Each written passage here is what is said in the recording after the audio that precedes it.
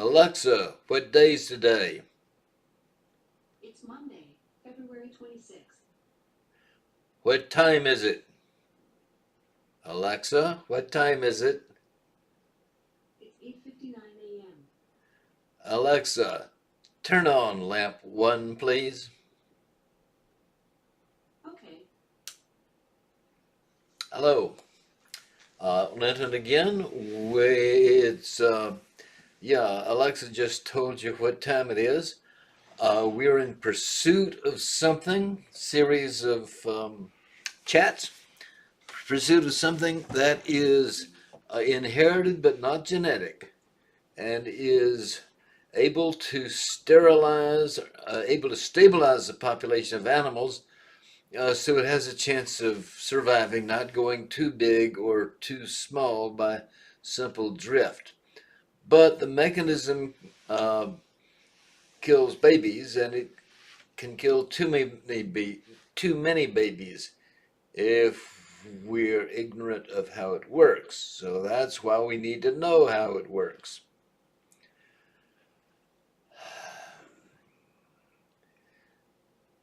The next data set comes from Denmark. Rodrigo Labareo and Antonio Amariam compared fertility in Denmark for certain years with something they call marital radius, how far apart a couple were born. Um, and what they found was this. Um, Let me just zoom in on that a little bit.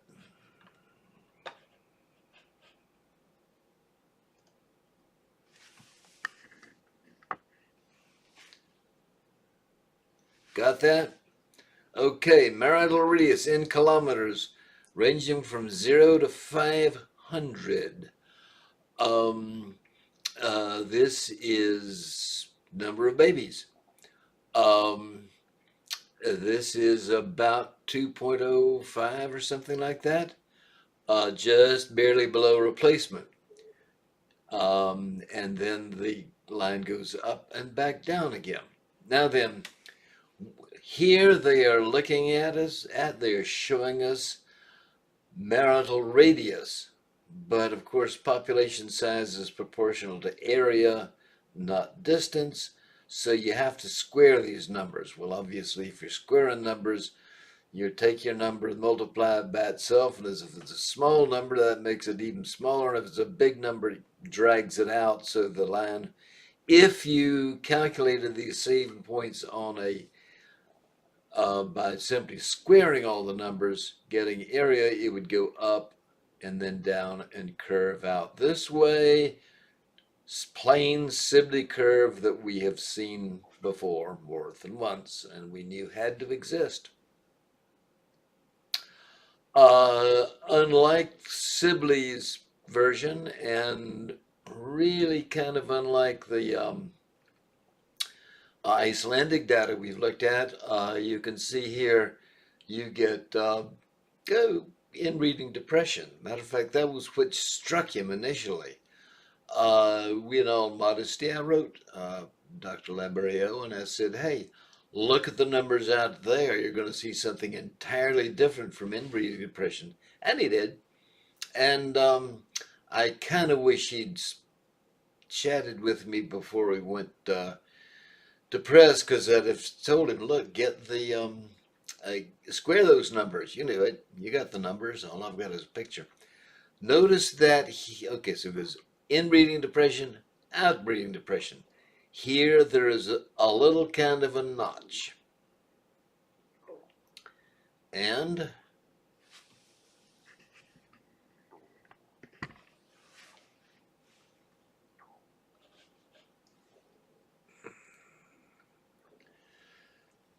if you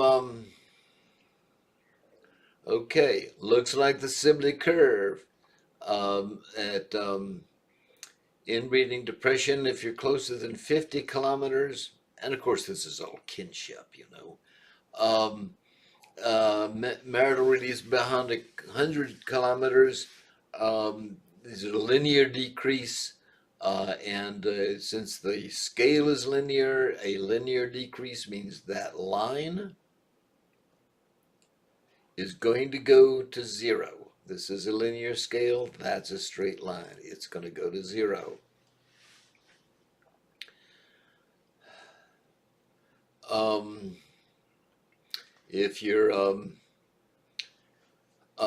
so if you heedlessly select mates from a great distance and continue that enough generations, the population will die. Marrying closer kin would keep that same population flourishing. Um we already suspected this much from the Iceland data.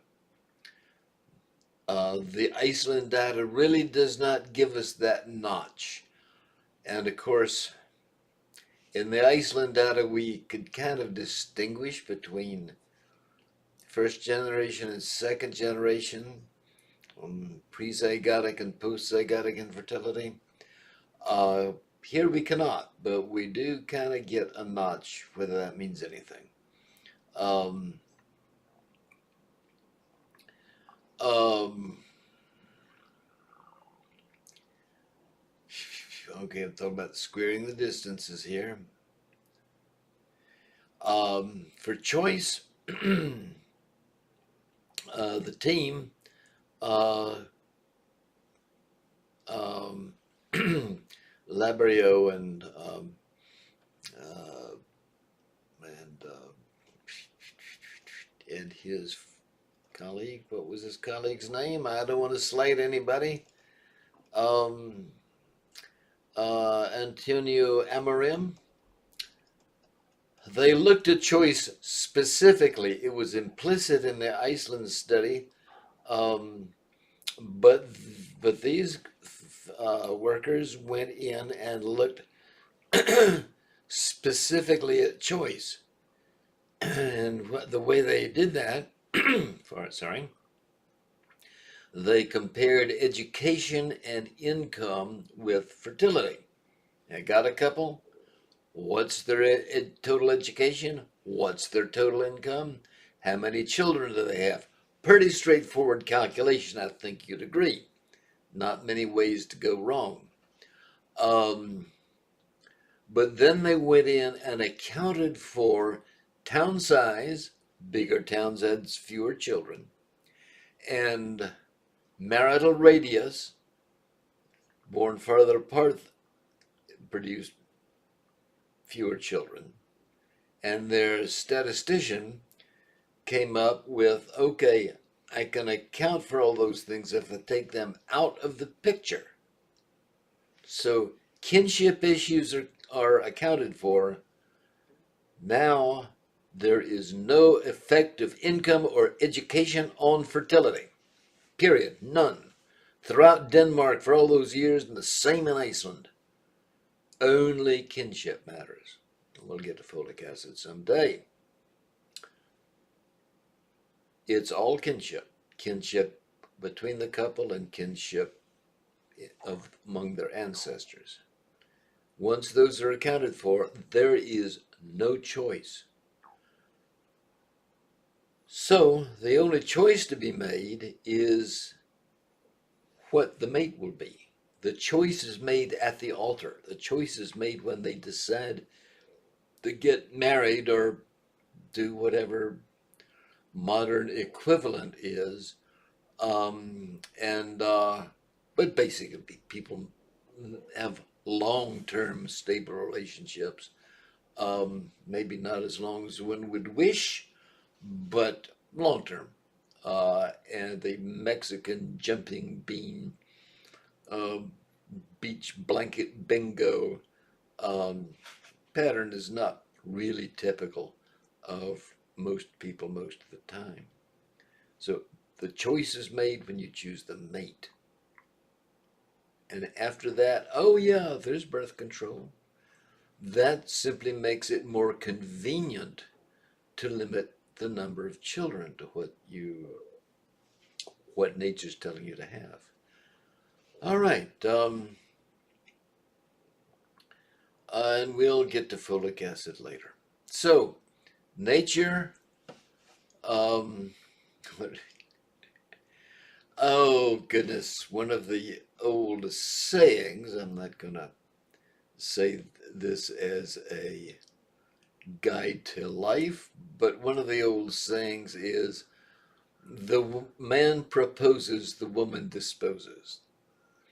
It's up to the man to suggest doing something, it's up to the woman to decide whether and how that's going to get done.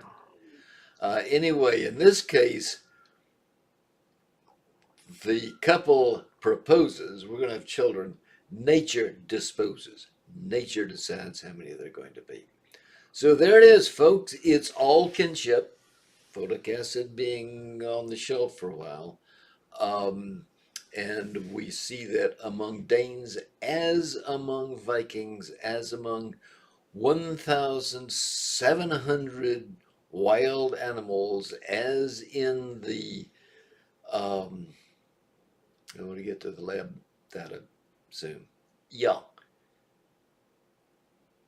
kinship and fertility are linked, and you have no further choice in the matter.